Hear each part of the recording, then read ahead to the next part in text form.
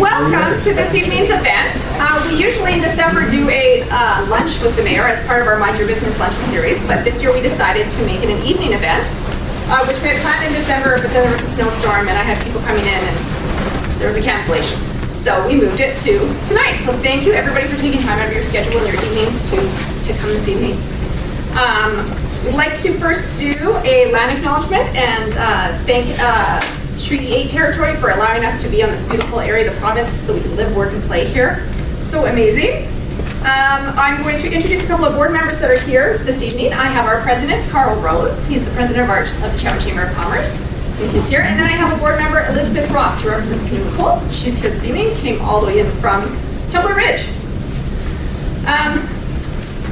Everybody knows it's a town, small town. You've been here before. Bathrooms are at the back. Emergency exits are here. Throw some elbows if we have to get out of here. Everybody's on their own. Supper this evening is by Don's Diner. He's catered this evening. He's got a wonderful spread for a meal for us. And before we get to that, I'm going to do a little promo. The Chetwynd Chamber of Commerce is working with Colette Travel Industry. They're a travel company that has been around for over 100 years, and they work with chambers of commerce all over the world. And we have paired up with Mackenzie and Tumbler Ridge Chambers of Commerce for April 6th to 15th next year. If anybody's interested, I'm booking a trip to go to sunny Portugal. If you're a chamber member, you get a discounted rate. It's a great trip. Optional 4-night, I don't know because I don't travel, Madeira Island Madeira. Post tour extension if you want. If you book now, you save $350 per person. So if you're interested, there's some pamphlets over here, and you can get a hold of me, and I can set you up with our travel agent that we're working with as well at Dawson Creek. So we're going to have dinner, have everybody up, get something to eat, and then we'll have the Honorable Mayor Coutre come up and speak for the evening. So I don't know how we want to do dinner. We'll just start. Let the mayor first.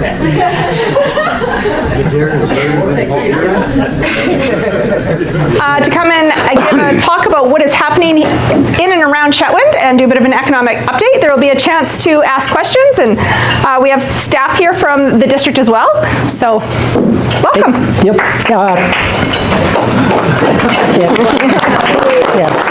Thank you. I'd like to first acknowledge that the children that were lost in Tumbler Ridge. I wearing my pin, and I'd like to thank the ladies coming from Tumbler Ridge to be here with us today as members of chambers in their community, because it was very important to all of us that lost children in the past, and we know what they feel, how they feel for people that have lost children. So with that, I'm just going to take a few seconds of my time right now just to reflect on what I lost and what they've lost. So if you want to join me, you're more than welcome to stand for a few seconds just to reflect on the loss that they've incurred.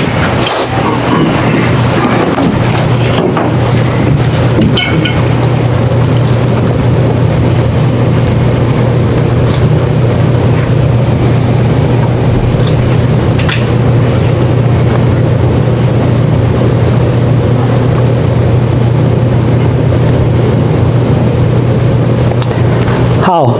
Kan ask konten Thank you. I speak my language because I'm Cree. My heritage is from Driftpile. My father was Archie Coutre, and he was born in Driftpile, Alberta. My Cookham, my grandmother, was born in Driftpile. My mom, Helen Gladue Coutre, she was born in Fost. So I'm Albertan. I was born in High Prairie, raised in Fost, and we moved here when I was 9 years old. I turned 10 when I first attended Windrum in Chetwynd here. So I got a few things that happened here in Chetwynd that my history goes back a little bit for this community. So I've done quite a bit for the community, and the community's given back to me myself individually, because I was in high school, I ran track, I wrestled, so some of these things that I did, I excelled at because I had good teachers, good coaches that pushed you forward. And I think in this room today, we have people that do that. We are the movers and the teachers and the people that want to do the best we can for our community. And that's what I was shown when I was younger. And I appreciate that. I appreciate the people in our community to the utmost, because without people, we don't have a community. Without good people, we don't have a great community. Without people, we don't have the best community ever. So this is where I come from. And I'd like to thank Naomi, first of all, because of the chamber that gives us opportunity to do these things. So we're going to give her a hand. Yeah. And of course, without our employers, we are not employees. So the people in the room that employ people, that give us the opportunity to make a wage, make a salary, whatever it is, we appreciate that. And we give it back to the community by putting kids through school, purchasing homes, paying taxes. I got that list right here. So those are the major things.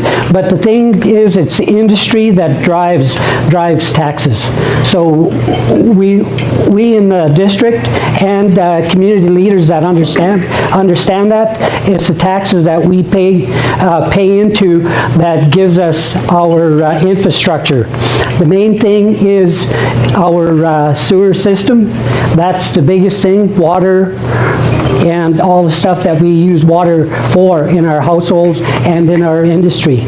So those are the things those are the biggest costs that we have in our on our tax bill. So with that, our budget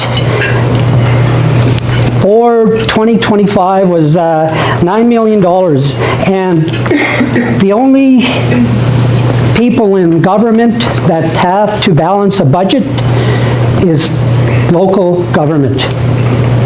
Like other government agents, they don't have to balance their budget.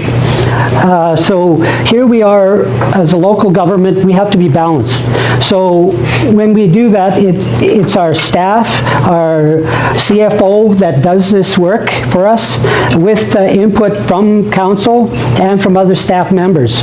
So these are very important points that we sometimes, as when I was just a regular citizen paying taxes, that I didn't understand.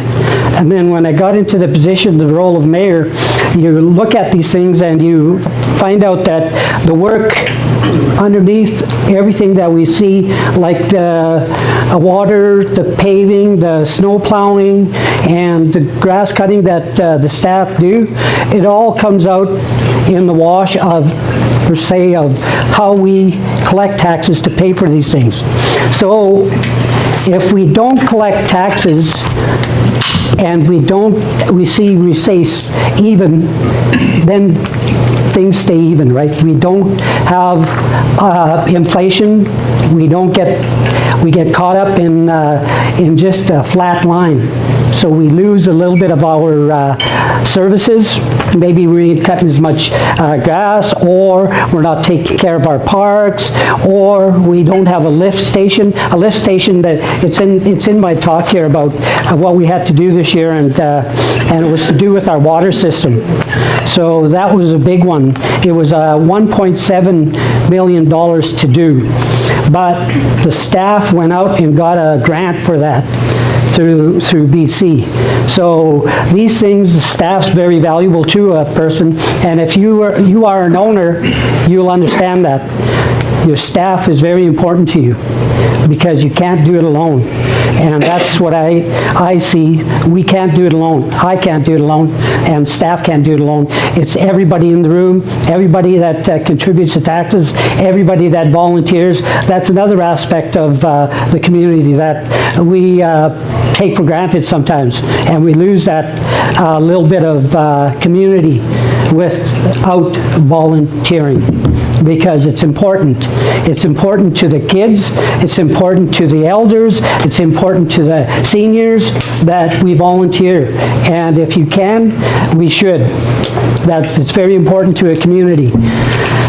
So let's get to it here, and some of the stuff that I got staff to give me some information on, because some of the stuff that I do is go to regular council meetings, and then they present this to us, and we try to present it to the whoever's in the room, and then when we do have it on out there and on camera, that gets presented.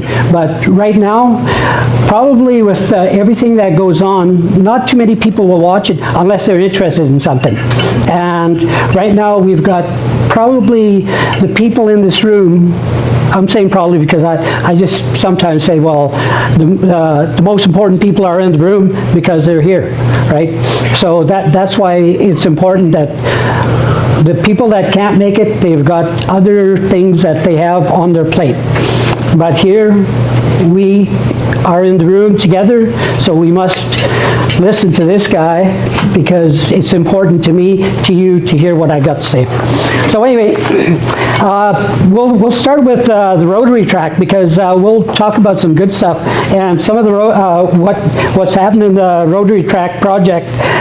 It was completed, and the total cost of the project was $796,646,000, with the District of Chetwynd contributing $306,000. The Rotary Club, $87,880.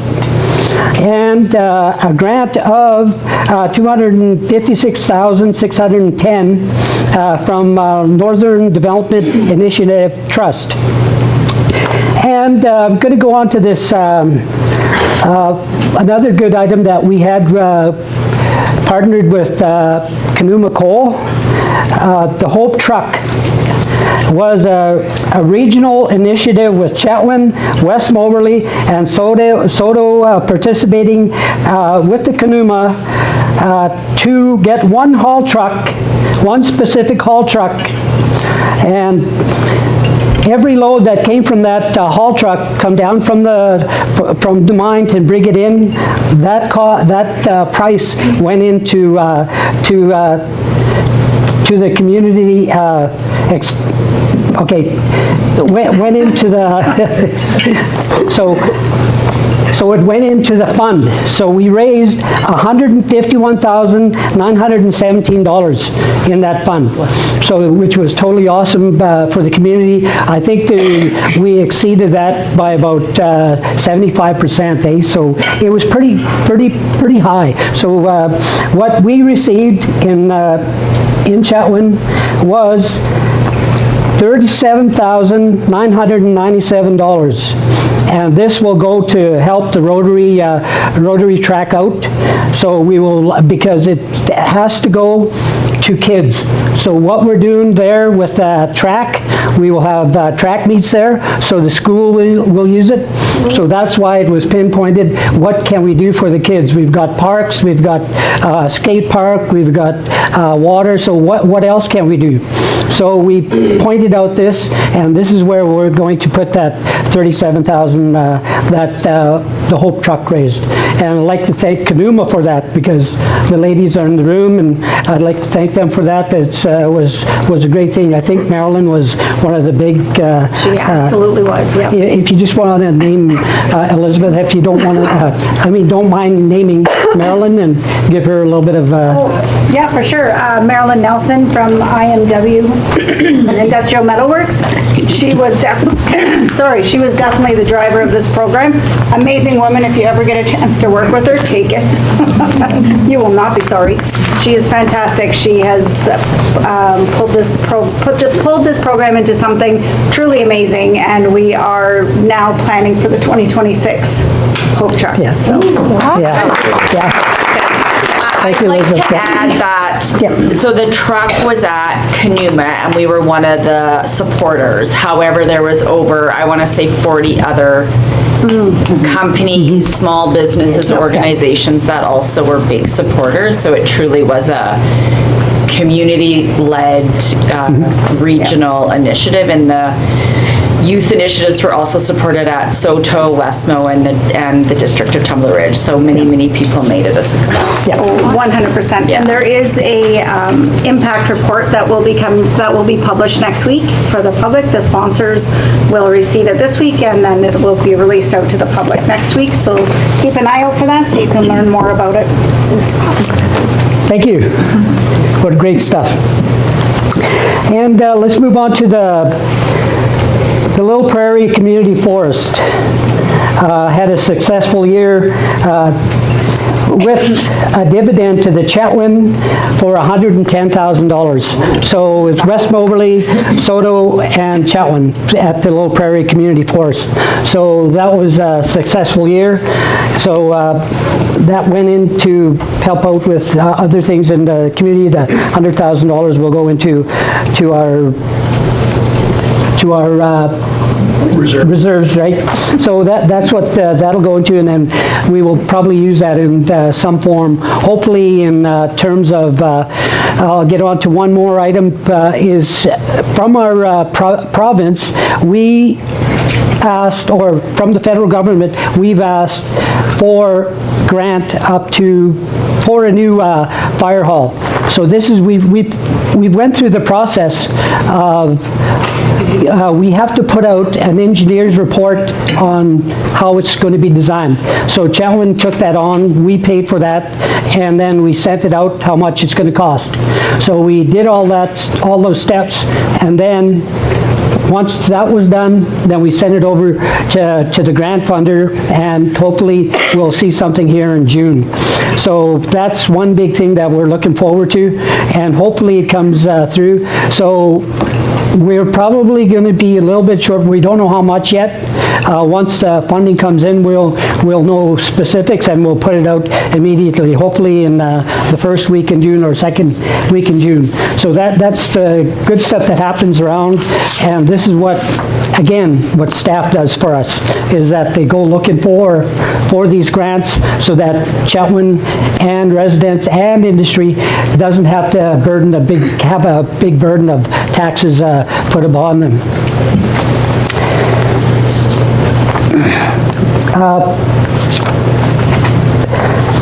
Well, just a little bit on, we had some issues with our, in the local Scramble Vision, our radio station and TV station, as they're here today, right? So we were looking into that with the Peace River Regional District. They're the ones that take care of it. We just listen, we tune in, and we have people in the area that listen to it, right? People that don't have Wi-Fi, people that don't have computers. So this is the communication that they need from this radio station. So right now, as of Chetwynd does not contribute into that. We are just a receiver of that benefit, right? We don't pay because we're based on fixing our infrastructure. So this is one of the things that we did not have in our on our budget line. So anyway, we'll get to some of the stuff that we had this season. We had the wildfire situation. We had a little respite from that because in the past few years we were pretty close to having some fires come into town and close to residential areas, basically out west there when they had that fire. If it didn't snow or the wind stopped, we would have had quite a few residents out that way have a catastrophe, and it wouldn't have been good. And we have one other one that was out east here. So we had one there, and it kind of burnt, and you know, as a community, and the community out east here, they took it upon themselves to do the work, to haul tanks, to cut down trees, just get in there and do their best to put it out. And they did a great job, right? Someone hauled a tank over there and started watering. People grabbed their saws, and this is the stuff that it's not only here in the border of Chetwynd, it's outside that people are like that. They get up and help their community, their neighbors, right? So this is just a great effect of what a community and everybody pulling together, we could have a great results of being together. And it does make you feel good when you see your neighbor helping you out, and it was great to hear that. So we added the fire chief this year, deputy fire chief, to the department, and the department stayed very busy with 166 calls to date. These notes here, we are taken from 2025, right? So we probably had more up until today, right? So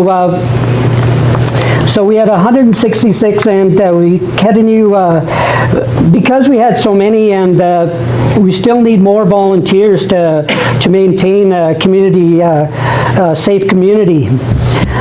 This year, there was a strong focus on training and volunteers, and the level of certification increased due to this high number of fires, and what we need more volunteers again. And when I talked about it at the beginning on how we need volunteers, this is probably one of the biggest things. Without a fire department that needs to be sufficient enough to take care of all of us, and we do the surrounding area. So we do the Peace River Regional District. They give us allot us a little bit of funds so that we can go do some fire mitigation out of our boundaries. So that's why the volunteer is very important to a small community like us. The Public Works had a very successful construction season. Highlights, the lift station. These projects were granted, and I mentioned that it was 100% granted at $1.7 million. The rec center paving project was completed this year, and this included the demolish of the old library. Another thing that we forget sometimes about the history, when you talk to other people that, oh, was that library there? Was there a community hall there? Was there a curling rink there? So people with, like my age and a couple of people in the room, not to mention a few, but remember these things. Lou? Lou? Did you say Lou? I said who? So you said who? Oh, okay. So anyway, these are the things that history, and we talk about how communities, that community center that was there, they had bingos, they had flea markets, they had bake sales, they had everything inside that community center. And the next door to it was a curling rink. I remember days when they were curling right till 4 in the morning. People have 2 hours sleep, they'd have to curl again at 8, right? So because we only had, I think, 3 sheets of ice then, right? Yeah, so, yep, and they had to go because it was a Canadiana, just like hockey. Everybody curled, right? You played multiple sports, you curled, you ice fished, right? And then you you played hockey, and then you curled. All these things are together in the winter.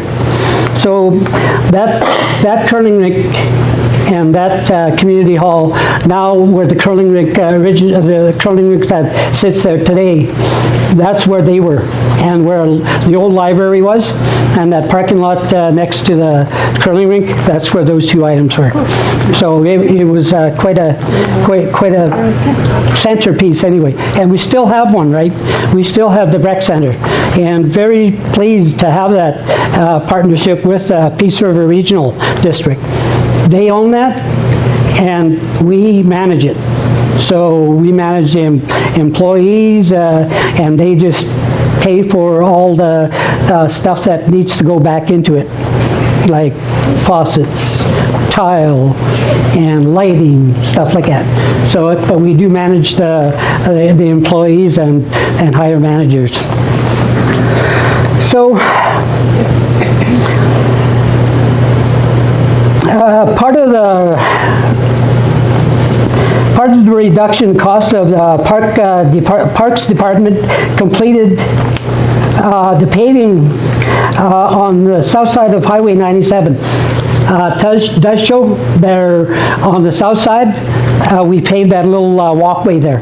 So we try to make sure that we try to keep as many people off the access road as we can.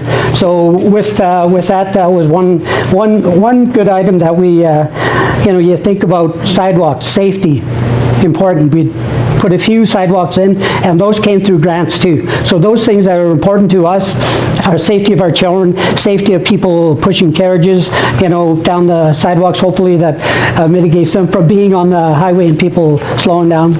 Some people slowing down. So, anyway. So, Crown Sub, right? If you were in that Crown subdivision, and some of the people that knew about the beavers that were on the creek and in the gully.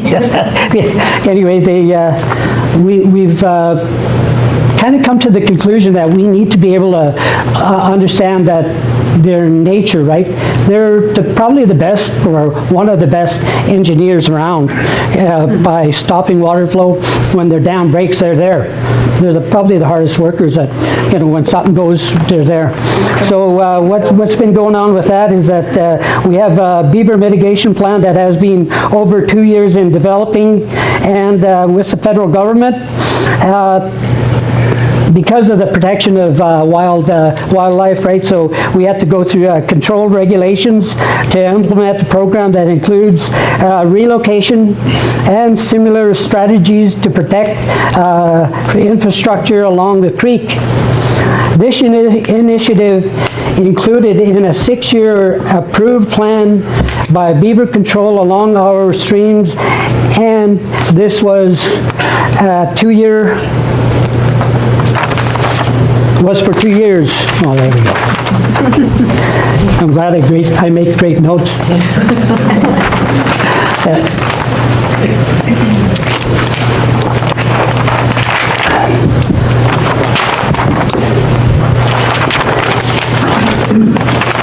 So the other thing that happened in the Peace River Regional District and BC Hydro, we went and tried to locate a place where we could put a boat launch.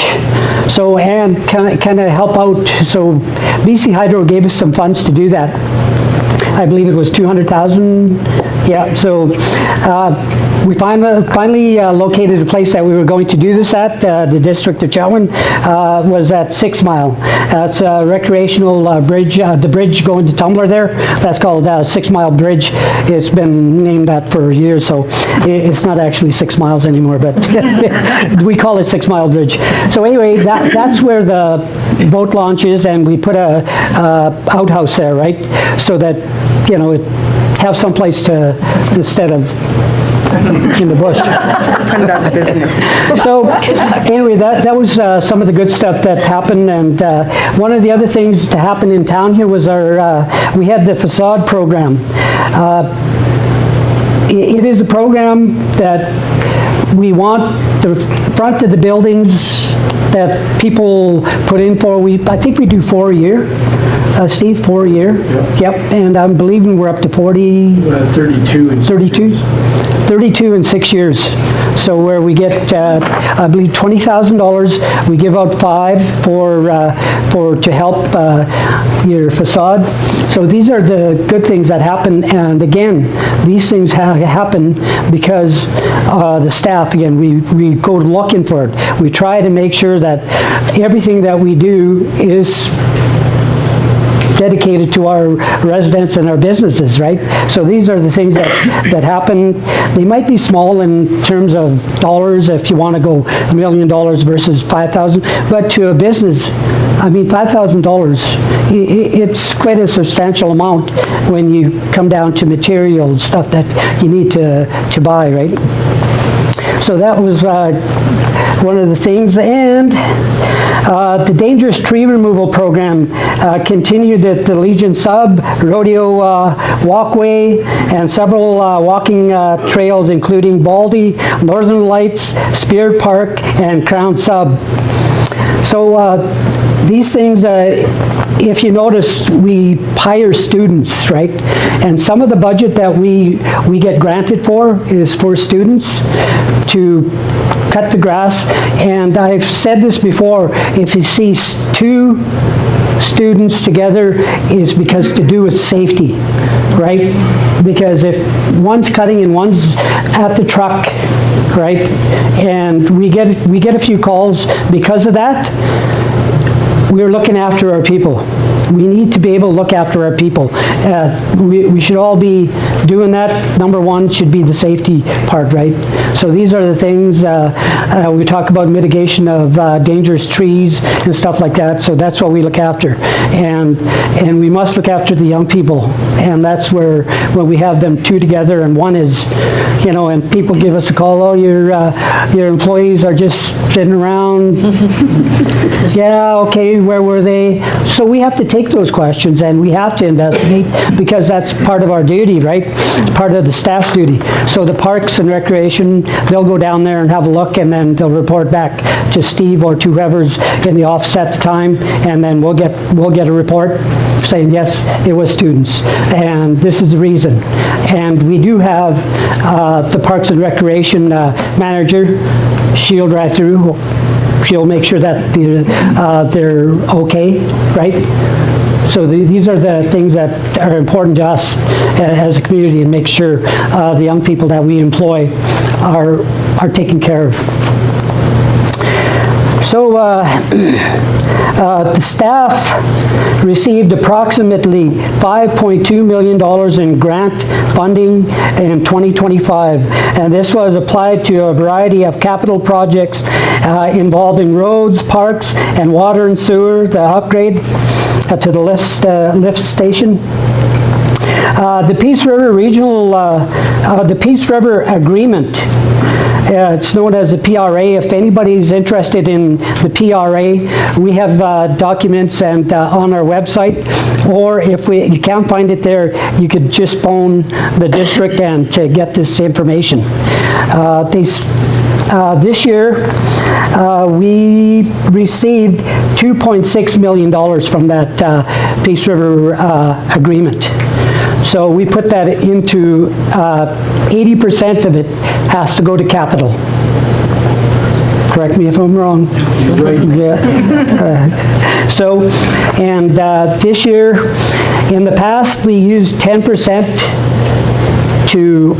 for operations, but this year because we wanted to keep our taxes at the minimum, we used up to 20%. So 80 and 20. So that means if that PR went away, we'd have to take care of capital. So that would be just probably $2 million.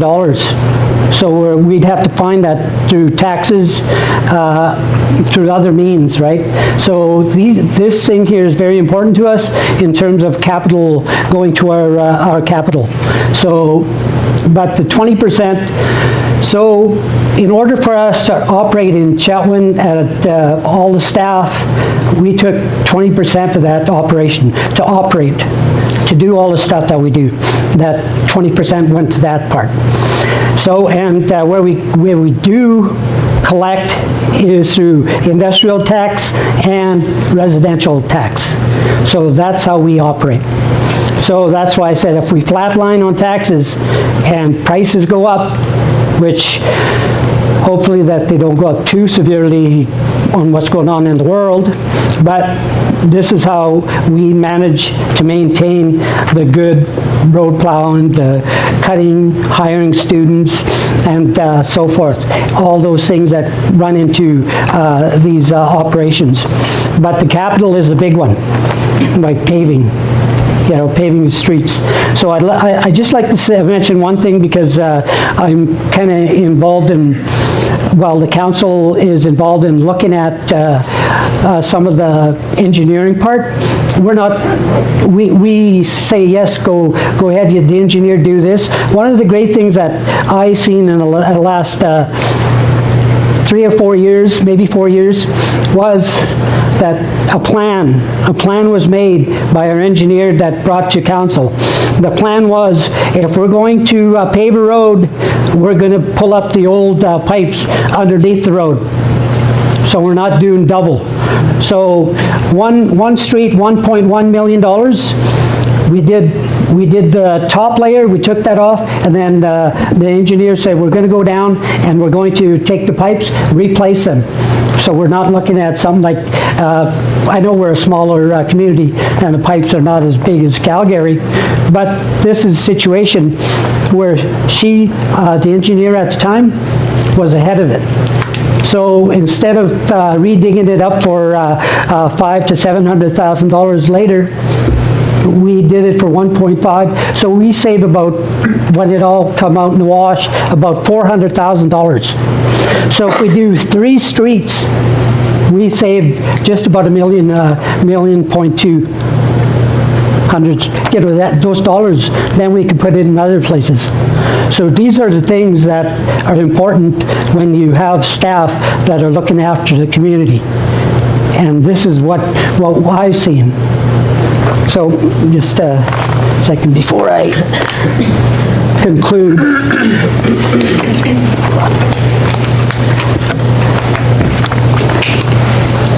So that's the PRA.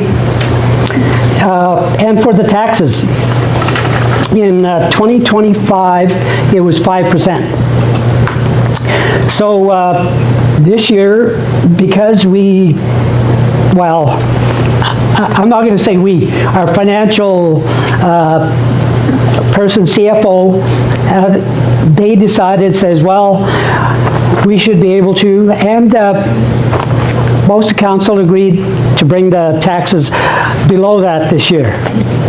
So we have probably on the, is it the 16th? We have 17th? Yeah.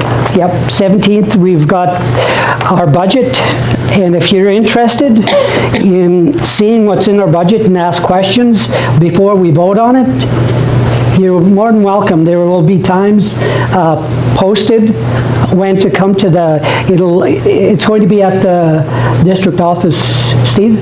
Yes, what we're going to do is, let me make sure I got the date right first.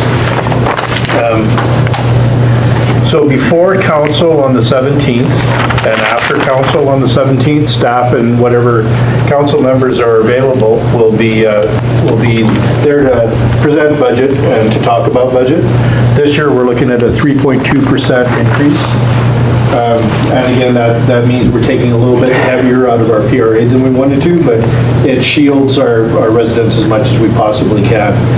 If we actually did an inflationary residential tax increase, it would have been 17% this year. And that's just the cost of fuel, the cost of wages, cost of parts, insurance, everything, all the things that we all pay for. So I've been in local government now since 1992. It's the tightest budget I've ever worked on. We have no leeway. We are taking out of reserves a bit more than we like to. Council weighs this very heavily, like we can take more out of reserves, but it's kind of like taking money out of your savings to pay for your groceries. And then when you need a set of tires, you don't have that money in that savings account anymore. So it's always a very delicate balancing act. Sayward BC decided to do a zero tax increase for a period of years. This year, they brought their tax increase down from 50% to 42%, and they were pretty happy with that, although the residents weren't. So it's a careful thing. If you don't raise your residential taxes for, say, 5 years, most municipalities will be looking at between a 30 and a 50% tax increase after that. So it helps you at the time, but it doesn't go away. And that's kind of how we have to balance it. Okay, just to get on to something that is pretty interesting. We've had a letter of patent on our satellite tax. The satellite tax, the satellite meaning industry outside our boundaries. Years ago, the government gave the opportunity for communities to tax industry outside our community. That helped out in the base tax that we have here in Chetwynd. But years ago, one of the councils, years in past, don't know, it was 2026, or, I mean, With the letter. yeah, 98, but in 2006, I believe, is when we started asking for this letter to be adjusted or taken right out. So this letter patent, for example, what it stated in there was $18 per thousand. That's all we were allowed to tax on the industry outside our boundaries. So, for instance, we've got Dawson Creek, that's 30 plus, Fort St. John 30 plus, right? So that's just about double what we can charge, just because the letter patent is a law. It's the law that they write on a piece of paper between Chetwynd and the province. So we've been trying to get this adjusted or taken out altogether. Give us the opportunity to make sure that the residents are not, don't have the burden to foot everything if we have to, if we lose our PRA, right? So we need to be able to take control of our own destiny by having industry help out. And they do want to help, right? We've sent letters, we've asked, and we asked the government, why isn't this being taken care of? So we have some industry in the room. We've sent them letter. We've sent everybody letters, right?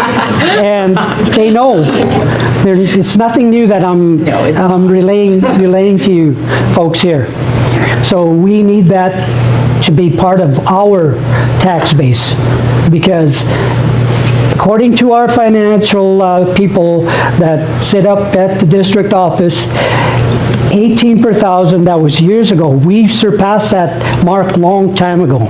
It should have been increased at least 2% every second year or more, right? So if you go 2006 to now, 20, that'd be 40, right? So 40 added to, it'd be 58. But we're not doing that. We want to be exactly or close to what Dawson, Fort St. John. Tumbler Ridge is unique because they had the big industry, and it's quite high. It's over 100. You could go and look at it, and because it's public knowledge, all this stuff, but it's way higher, right? Because they do have a unique situation. But here, I guess we have a unique situation too, because we're down to 18 per thousand, right? So anyway, with that point being made, we've been after this for a while. So these are some of the things that the council, we've been trying to address for years. Letters from staff, we had staff to write letters, and we've written one here a month and a half ago. And I phoned the office, hadn't got the response back yet. So, you know, these are the things that, why is Chetwynd? You know, is it something that we did or didn't do? I think it's something that they just need to get off their ass and get it done. Yeah. So anyway, if we got any questions, could ask Steve. Hi, I'm Steve, I'll be your witness. Yeah, I'd like just to acknowledge that I do have counsel in the room, Mel Deck and Julia Nelson. So I'd like to thank you too. So anyway, we have a question, Reg? Mayor, I'm interested, you were talking about some of the planning work you've done and infrastructure works and facilities, and I'm interested in the work that's been done around, I would call it strategic and emergency management, or things like that. When I think of 25 years of various things that have happened, from the oil spills to, even the blackouts and the flooding and the impacts. And I'm really interested to know what's been done in the part of the community and associated fringe areas about strategic planning. Just listening on the news coming here of war causing a 60% increase in fuel prices for flying. I mean, we're really vulnerable here. Yep. And so I really wonder about effort that's been made in that area. Strategic, with good consultation in terms of potential impacts on the transportation, or all these different, or telecommunications like we've had. I feel vulnerable. And as part of that, I look at what's been done in Hudson Sound and at the First Nations around renewable energy. I mean, there's ways to spend money and there's ways to save money, and building some of that resilience. So Just to make comment on vulnerability. I mean, that stands to every community. Yep. Doesn't matter if it's just here. So if you're asking specifically what Chetwynd does, then yes, the strategic plan that we have, we go through the staff and then we go through us. The PRD has a regional strategy for that too, right? So they have one there. So I believe we all have to have one. Correct, Steve? Yeah, and to speak to more, I guess, detail for you, Reg, like we've done community exercises for communities as far away as McLeod Lake Indian Band. We did one locally at the district office last year for emergency operations. We're really active with ESS. We had a fire chief and another, our EOS, Emergency Operations Services. People were actually in Fort St. John yesterday for another regional meeting, so we plan it. We continually get vulnerabilities exposed. We had a motor vehicle accident that took out all of our telecommunication 2 weeks ago. So now we're looking at a small Starlink setup that will allow us to have at least emergency communications at a time like that. We're always looking at fire and flood.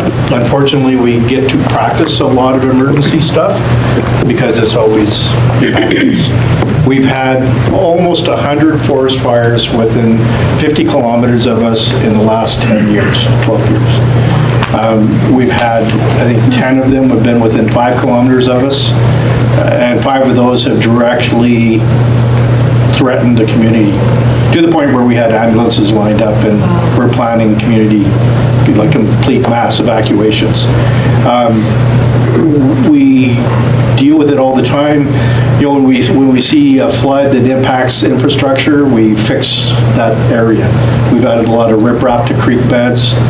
Everything we do, though, is balanced. Like, again, with something as simple as beavers. I mean, back in my day, when I was trapping, we had beaver problem, it went away. Now it's a little more complicated because it's fish-bearing streams. It took us 5 years dealing with the federal government to be able to trap and relocate beaver using local indigenous partners to help us. And they're a keystone species.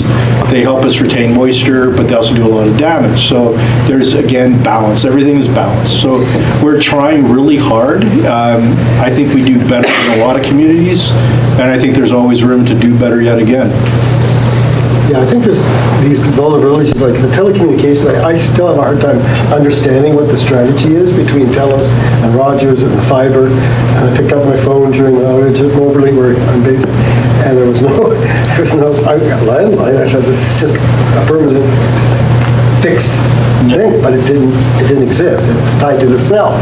And I just wondered, knowing if I had TELUS here in the room, I would be asking, like, what is the whole management that connects? We heard what happened in Hudson's Hope, and they're putting in another repeater there, so they've got 911. Okay, so it's just, to me, a bit of a hodgepodge. And I don't know if it has to come to the regional district or whatever, but a conversation about these corridors, all the way down to.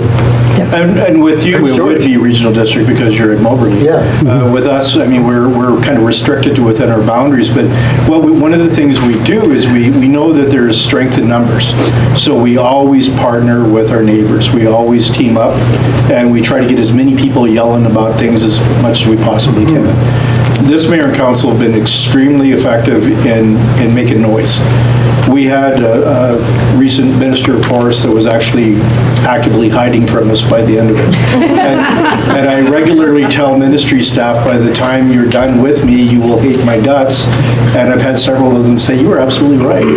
We've been fairly relentless on things like tax caps. Like tax caps are a good example.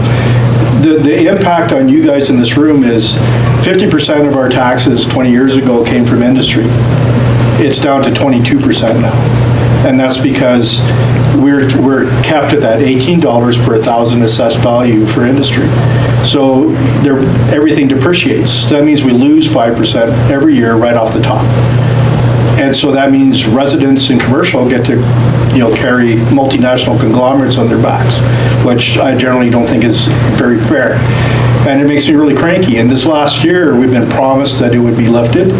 And then we had, things like, we've had COVID, we've had a labor strike, we've had, I swear to God, it's the dog ate my homework will be the next one. We've had a provincial election, and we've involved news agencies, we've involved every level of government, MLAs, MPs.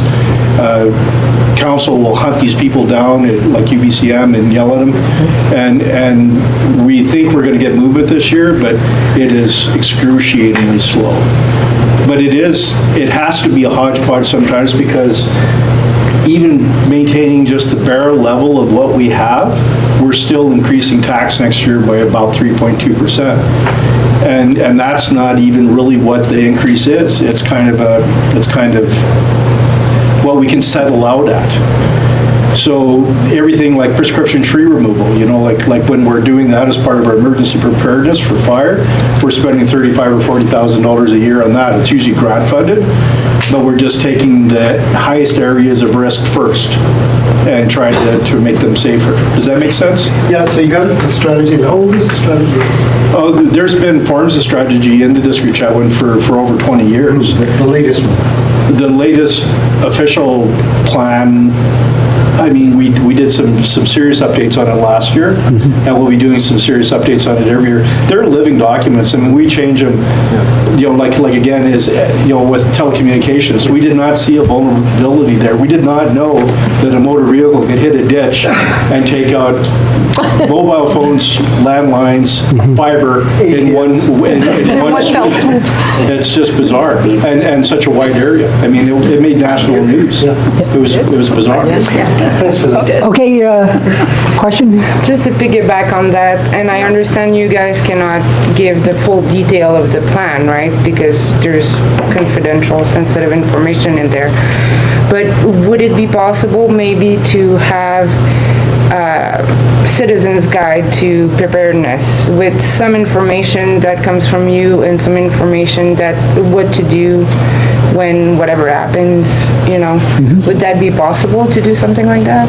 We usually have something like that every year at our trade fair, the trade show, and we also will have it at the office anytime anybody requests it. And then we do like regular posts on social media and stuff as well, if there's things that are worrying us, like smoke.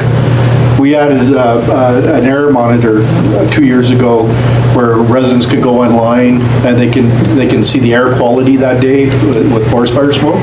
So if you're vulnerable to smoke, we've added heating and cooling centers, heating studies, cooling studies. We're trying to protect people. But if you think there's a hole, please let us know. Well, I wasn't aware of any of that. Yeah. And by the way, I'm just a citizen for 3 years now, so I don't know a lot of things. You don't know the old. Yeah, it's important that people ask questions, because you ask a question, certainly you're not the only one that doesn't realize that these things you could access through the district and the Peace River Regional. They go through the same thing. Did you curl it? Yeah. So, any other questions? I guess we should, one of the things is economics, right? Is that how Naomi, the commerce, right? We want to be able to bring up things. And a couple of the things is that we've been hearing and been talked to about new sand mine, Vitrio. They've been around. They talked to us. They were in this room talking about sand that they were going to produce out about 60 kilometers north of Prince George. And one of the offsets of that for Chetwynd would be that the trucking. They need to get it to Fort St. John, to the Montney, right? So they figure about every 15 minutes there will be a truck going through here.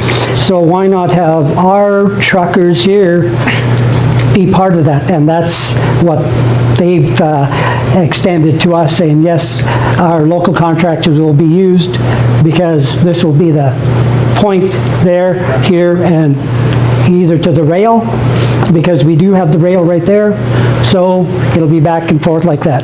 And if they have to take it straight to the Montney, sure, I mean, they'll be doing that. But we've got this Hudson Hope Bridge. That bridge alone cannot take the load of many trucks. It might take one once in a while, but it can't take that load. It's not, it wasn't built for that kind of traffic. So they'd have to go through Taylor, right? Taylor Bridge, and use that to the Montney. But the rail seems to be the way to go. So Vitrio is going to be speaking at our October Mind Your Business luncheon. They're booked Yep. for October, so they will be here if anybody's interested. Yes. Mark it on your calendars. Yeah, and there's been a couple of, one other prospect for us was a mine, another coal mine. So they've been talking, they've been looking, right? Rocky Creek, if anybody's been CTI Plus, they've been talking to us too, and they did do a couple in-house meetings and invite the public. So, and not too many people showed up, but if you do hear them again, go to them and see what they got to offer and when they are. Trade show. And they'll be at the trade show, yeah. Where's that going? So those are two of the things. And the other thing, when we talk about hole in the ground, right, I really don't want to get into anybody's business. When we get asked as a community leader, and we do not get into other people's business, we take care of the infrastructure. We take care of the taxes. We take care of the water. You know, we do not get into other people's business because that belongs to them. We are overstepping our boundary if we're going to tell you how to run your business. So these are the things that affect us. I know they're not really, I guess they're shitty, I guess, in terms of, you know, to see them, right? Because we all know what's out there. But we can't get involved in that. The province is our law. And if we overstep that, they come to us, you should not, and the business will take us to court for getting involved in their business. We cannot do that. So that's why it's not even a 10-foot pole. We can't even use that. They'll probably tell us, yeah, you can't do that. But anyway, that's some of the stuff. When we get asked that, we respond, go see Steve. Because there's counselors that ask that question too. And we have to go to our lawyer, and our lawyer tells us, you cannot get involved in that kind of stuff. And then they lay out all the steps why. right? So we got to be careful when we address these things and how we address them. And we address them by, this is a business, these are the contacts, these are what we know. So that's where we go. So any other, No, go ahead. yep, Just to clarify, like you were talking about the beaver situation in town, something is being done about that? Like, Pardon me? you guys are actually actively trying to remove the beavers or relocate them? or- We Yeah, removed yeah. 75 adult beavers from the creek up to the CN Bridge last year. Last year? Yeah. Something's back, because they're really clearing out behind my house now. Yeah. They're like, Yeah, we Yeah. partnered with CN Rail, we partnered with Soto, we relocated some, and then there were some that were, like say, resistant. And we had to use a little bit more of an old-fashioned remedy on them. is there more going to be done, or are you guys done with the No, relocation? we're on year 2 of a 6-year plan, so we go 4 more years. We monitor. What happens is if we start seeing damage or we get reports of negative interactions Okay. between residents, their pets, and beavers, then we take action on it. Okay, so it's up to us as people that It live here helps. to go there and say, hey, like, Yeah. a tree fell on my shop. Like, Yeah, Yep. and we remove, like we did my friends. hazardous removal of probably 30 trees last year, the trees that were either in danger of falling on people's shops. Yeah, they were behind our house, but like Yeah. the beavers are starting to like really spread out in the Yeah. ravine, just in between the Crown and the schools there. I think it'll be better this spring. There's not gonna be any trees left. I have to see my neighbors. Nobody wants to see their neighbors. One more comment. Another bit of food for thought. I can't help it being a professional planner. I'm always thinking, where are we going next? What's happening? And food security is an issue now and will continue to be and could be even more stressful. You've got this community garden, highly underused. I do know people that use it. I think there can be some promotion of that. Think about, we could encourage people. There's planters all over the town. Flowers are nice. Maybe they're not edible. They can be used. I'm just throwing one of these ideas, just like solar panels all over the public buildings like you did. So I think a really creative thinking approach can be really fostered, and there's grants available on one of those programs right now that are available. And we did access some grants for community gardens last year. We do have some upgrades this year in community gardens that are in the works. Farmers Market, like council supports Farmers Market, but here again, then you're supporting Farmers Market, which is food security and local small business, but sometimes there's a direct competition with established local business, and so there's friction. So we have an improvement on how we're presenting Farmers Market this year, so that we reduce that friction while still promoting that food security, that local food security. And we are looking at moving some community garden items and trying to promote it a little bit better. okay. So I know a lot of people have kind of been concerned this year with how slow the town has been. So I'm just wondering, and maybe some of the ladies from Canuma here might have some insight, but is there any like known projects or anything in the area that anyone might be aware of that might bring in some pickup to the town? Yeah, one of the things that was brought up through Ambridge, they're doing they call it a loop, it's just a pipeline right beside their original pipeline. So anyway, that's one of the things that, and we always get the turnaround at the plant, right? So those two things, they bring in a few people into our town, and it gets kind of busy when they do have a turnaround. So I'm not certain when the next turnaround is, but as for the loop, they'll be either using part of Chetwynd, motels, hotels, right? And that brings in a few people. So once that gets started, right? So if the people that live and go by our post office, right? And you see the trucks that were hauling pipe through there to be stored in the back over there. Those are the pipes, right? That belong to the oil companies. So when you see those pipes coming in, meaning there's going to be some kind of operation going on. So these are the important things that go on when you recognize some of the stuff that goes on. So these are things that you look at and go, right, this is going to happen. So, and for the wind farm out Taylor Flat, right, they're going to have to go through, what do you call, Jackfish Road, right? Unless they find a way to come through the other way. So, because Taylor Flats is on this side of the piece. I can speak to our business briefly. So the Willow Creek Mine, it's... Lisa, do you mind just mentioning your name? Mention your name, yeah. I'll speak. I'm Lisa Risvold, and I'm the Vice President of Indigenous Communities and Land Strategy with Conuma. So the Willow Creek Mine, the life of mine at Willow Creek, it goes out to 2032, but there is coal reserve surrounding the Willow Creek Mine. So our plan is that we would expand that mine just directly south of the Willow Creek. It's called Willow South, and I think that's like an 8 to 10 year life of mine. So there's a long life for the Willow Creek Mine. And then the Brule Mine did go into care and maintenance in 2024. Again, there's significant coal reserve around the Brule Mine.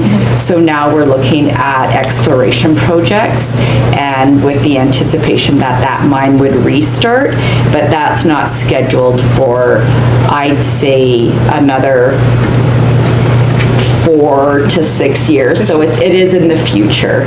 And then, of course, we were thrilled to get the full approval for the Quintet mine. So that mine did restart in September 2024, but it was on an 18-month really bridge approval, and in December of this year we received the approval for that mine to run for 15 years. So that was very significant.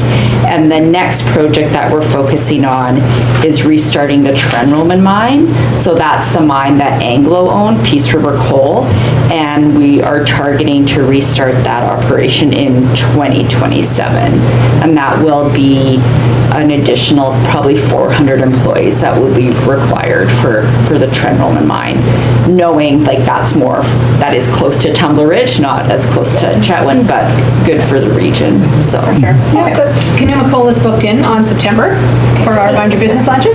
Well, then it's exciting. You should. This is exciting. Not just because we're coming. Why is it exciting? Pump it up. Conuma was my very first luncheon that I did when I started in this job 10 years ago. Wow. And we had 100 people in here, and it was absolutely packed. So it'll be a nice kind of a 10-year anniversary. Yeah, and it's our 10-year anniversary. Heather's with TC Energy. I'll give a very quick blurb. So for those that I haven't had the chance to meet directly before, my name's Heather Desarmi, and I'm on our community relations team based here in the Peace River Regional District with TC Energy. More notably, our recent pipeline projects would have been Coastal GasLink, Chetwynd being very much central hub for that.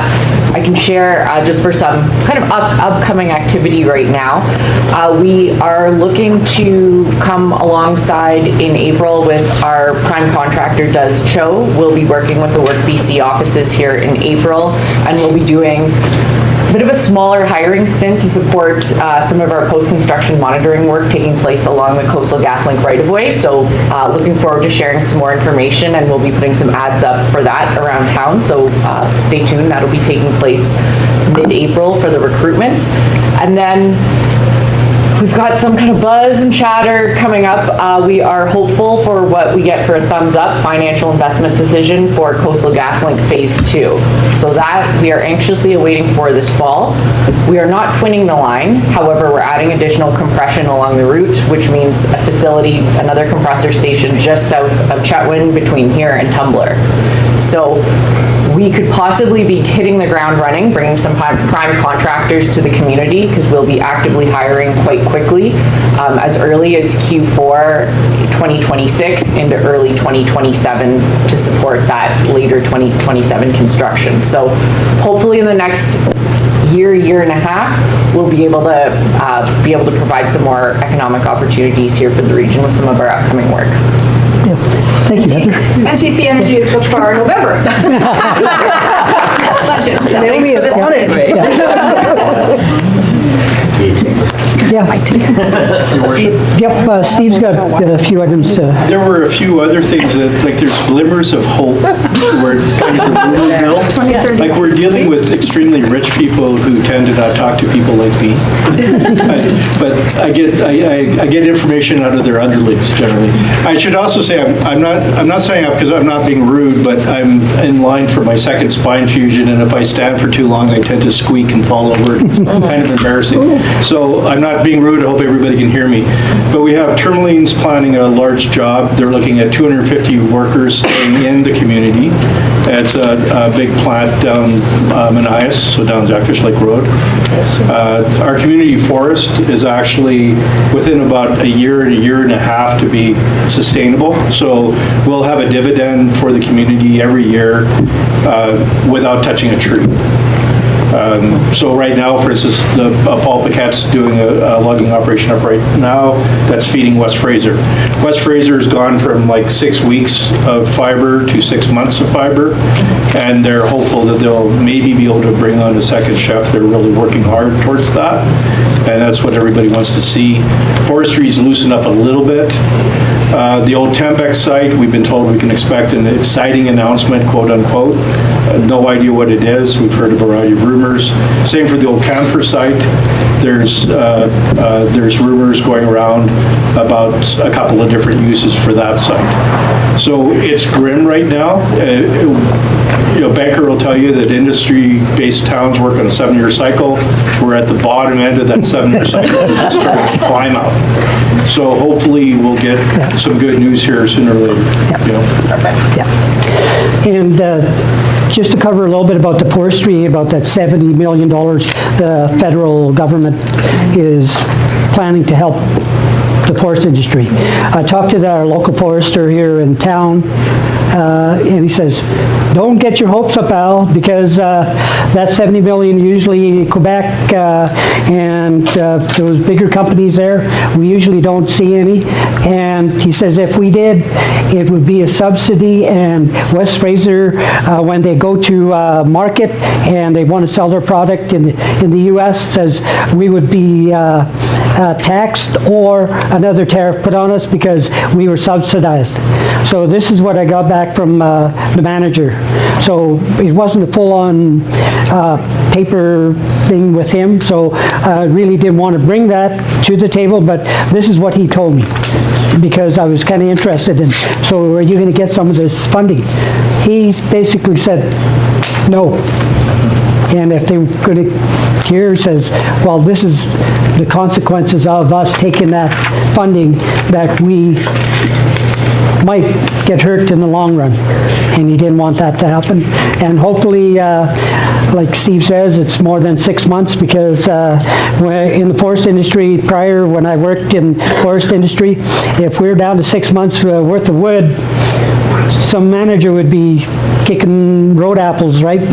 So this is the stuff, and I was there last year, and they were down to 12 days. 12 days of wood in a rich fiber community. And the other thing is that anybody who travels to Prince George sees our fiber going down that Highway 97 to down south, right? So anyway, these are just the small things that affect a small community. They become big things after a while, and losing $250,000 from Canfor in taxes, that's a big hit on us. So it was one of the big things. So anyway. I should also mention that Tourmaline has indicated a strong commitment to hiring local first. Okay. So pass the word to your friends, because it's going to, they're looking at 250 people living in town, and then working on this big project, and it's a multi-year project. Kid. They're like TC, they're good neighbors, and Kenuma, they're good neighbors. We're just waiting for the patent letter. No. Well, I've said it. I've said it about 3 times now. She's given us a jab. So with that, I guess we'll conclude the evening. We just got some prizes to give away. And I'd like to just, everybody that lives in Chetwynd borders, How many of us? I just want to know if the community is coming out. Inside this? Yeah, yeah, yeah, Just on the edge. yeah, and outside, Yes. outside, right? Okay, yeah, yeah. Wonderful. Oh, thank you. Thank you. Yeah. Right. Thanks for all the So, great work there, Council. I know there was a bit of chat today, and Mayor Chetwynd talked about volunteerism. There is a ton of organizations in our community that are struggling and need volunteers. And I will scream it from the rooftops. I went to AGM for Peace FM last night, Chet TV. They need directors. They need directors, right, Rebecca? So they're looking for 6 directors right now. If anybody's interested in sitting on the Peace FM, the Chet TV Board of Directors, get a hold of Angela Bulko. She's the station manager. They're really struggling for people. That's all the stuff on there. Cover photo. There you go. Northern Innovation Network Angel Summit, the Northern Angel Summit. So it's in its 2nd year, and last year they brought together hundreds of business owners, investors, and entrepreneurs from across central and northern BC at their inaugural summit finale in 2025. They gave away $100,000 as investment money for people with new ideas who have new business ideas. So Shannon Strange is going to be coming to speak. We're going to be having that one at the library. I'll give you guys a break. You've seen me a lot. It's fine. So if you're interested, it's on the 19th. Just drop me a message or a text or a phone call, and we'll get you signed up for that. Naomi, sorry, was that for April? No, that's March. Oh, sorry, 19th. Yeah.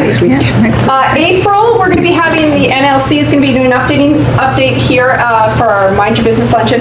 They are doing some big revitalization of big ideas for the Chetwynd campus, so there's big changes going on there. And at the end of April, we have rescheduled our LNG. Our poor speaker, Natasha Westover, was supposed to speak 2 weeks ago, hence we had a big outage, and we have some folks that were here. My goodness. At the bottom line is she's okay, and she made it back to Fort St. John. She's a little traumatized, but she's good. So she's going to be coming back, so for those of you who attended then, hopefully you can attend again. Do you have the date for that one or not? Not yet. It'll either be the 2nd or the 3rd or the 4th week.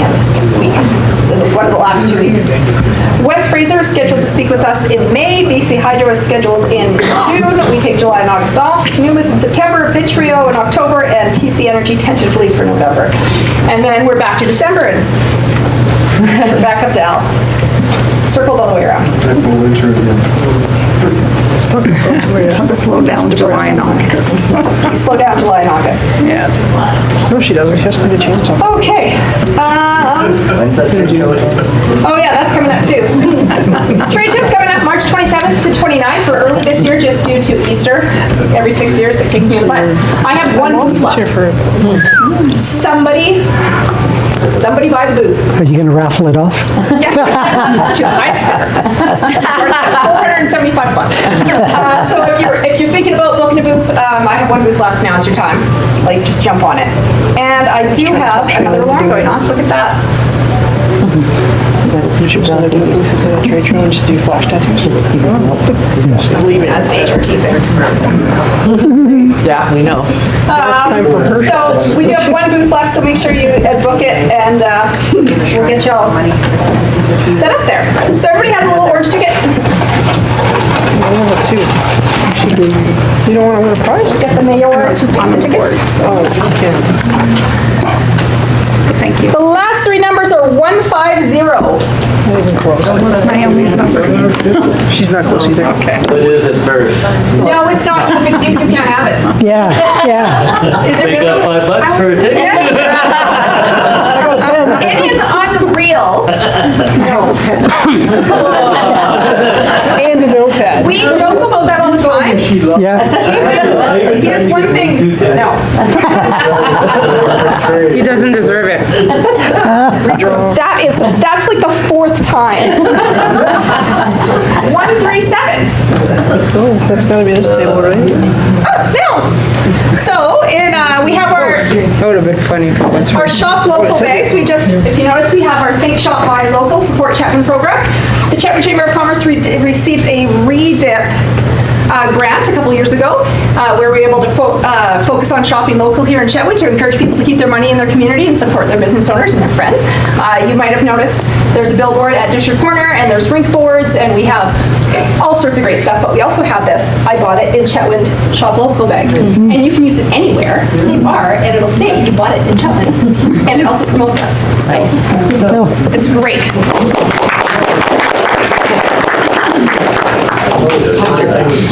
And inside there's a reusable cup and tumbler from West Moberly First Nations. They're also one of our chamber members. Cool. Okay. Thank you everybody for coming out. If you want to have more to eat, by all means, take a few moments to grab it. I usually have takeout containers, but I do not today.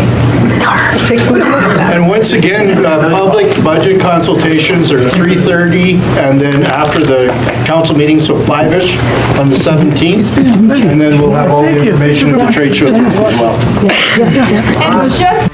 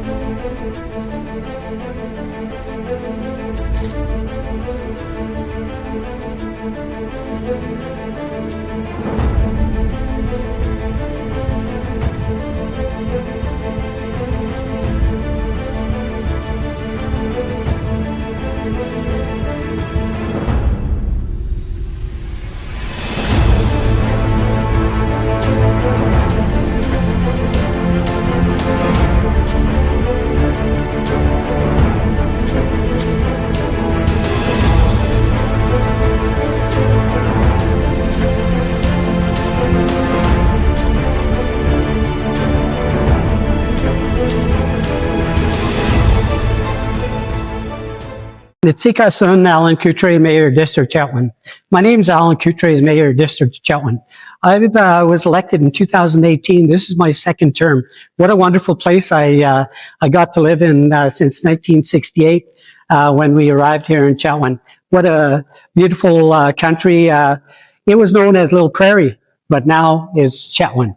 This is my home, and we invite you to come and visit Chetwynd for its reliable jobs.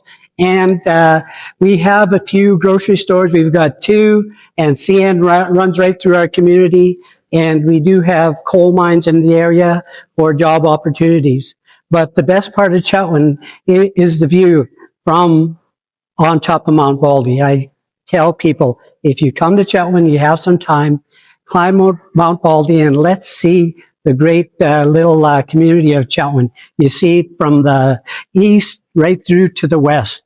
That highway that you see when you do get up there and that you probably came to Chetwynd on was Highway 97. So that is our biggest asset, I believe, is the transportation corridor. One of my friends told me, he says, maybe it's the portal to the peace. So maybe that's one of the things, portal to a good life here in Chetwynd is one of the things that we promote. One of the best things I believe that we have going for us right now is that we have 3 clinics, Northern Health and Chetwynd combined with a community of Chetwynd to build a clinic in Chetwynd, and we did. So Northern Health leases that from us to have doctors positioned there so they could attend to their patients. And the other one is First Nations Health in the new center that was built here in Chetwynd. And the third one is Soto. They have a clinic, and the doctor comes in, I believe, twice a week here in Chetwynd. So that's a wonderful thing for our community. Besides that, we have healthcare, and along with healthcare, we do have sports. Sports is one of the biggest things that we have for children, for adults. We've got hockey, soccer, baseball, minor ball, and riding at our complex down at the rodeo grounds. So we've had high school rodeos go on there. So it's a wonderful complex to have indoors. And the thing that really impresses me the most is the running track that was built here in Chetwynd at the soccer fields, which was known as Mugs and Flats. So there, that racetrack itself is high quality. So we need to be able to promote that, and that's what I'm doing today, because Chetwynd is a wonderful place to come and enjoy. The other big thing that Chetwynd does have, it's chainsaw carvings. So as we go down, we have these bears that were introduced to us in the chainsaw carvings. I believe 20th year is coming to us with the chainsaw carving world championship in 2026. So that'll be our 20th year hosting the world championship here in Chetwynd. The winner was from Germany, so I won't give him the name, but I'm going to say that it is worldwide. So we had winners from Japan, USA, and others. So we have an international field. So that's one of the big draws in the summer, the second weekend in June. So these are the things that happen in Chetwynd. And I believe that once you come to see these things in Chetwynd, you'll want to visit and you might want to stay. We are always welcoming you to stay here in Chetwynd as a visitor or as a resident. And we're working on hopefully to build a new fire hall in the near future. So that's another aspect of safety in Chetwynd. But right now, we're talking about jobs. We have the forest industry right now, and we have the only existing mill operating right now, and it's West Fraser. West Fraser, thank you, West Fraser, for your diligence and your opportunity to continue to work in the forest industry. But as for now, I'm going to take you up to the office and show you my what hats I do wear in this community. So for now, let's go to the office. Thank you.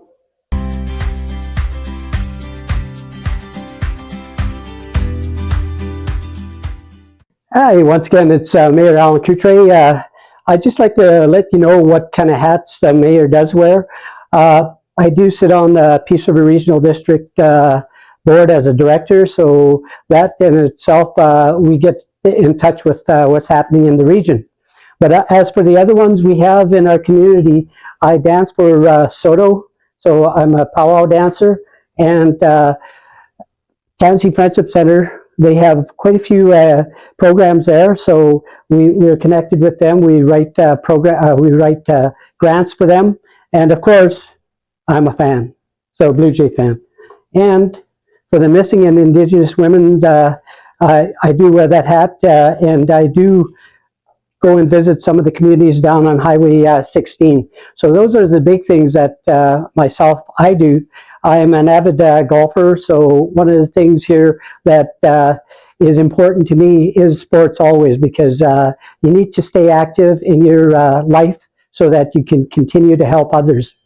One of the things that I'd like to finish off with is that I'm very proud of my community, that they've voted Indigenous mayor to their community as a mayor. So I am one of 2 mayors in BC, and I'd like to thank the community for that. And I'd like to say welcome from an Indigenous mayor's perspective to Chetwynd. It's very important to me that you know that everybody's welcome here in Chetwynd.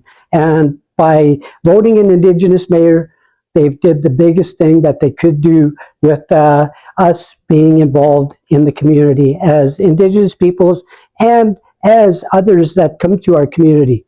We are very involved. We have a high number of Filipino that are in our community. They are workers, hard workers, and we have some from Sudan. We have some doctors from South Africa. So it's quite an international community. So please come check out our walking track in our rec center. We've got a swimming pool. We have weight room. So we have a very good library that was just built here between the Peace River Regional District and assistance from the Chetwynd community itself, the district of Chetwynd. So that is a new building. So those things, and one other thing that the children do, and some of the parents do enjoy, is our splash park. We have a splash park that's in the same area as the rec center, the swimming pool, and the library, and the water park. So these things are very important to a family. So we invite you all to come to Chetwynd. Did I say you all? I'm not an American. So I'd like to invite everybody to come to Chetwynd to visit, to live, to enjoy yourselves. Thank you very much. And ask them to know. Coastal Eagle, right? And once again, I'd like to welcome you to Chetwynd.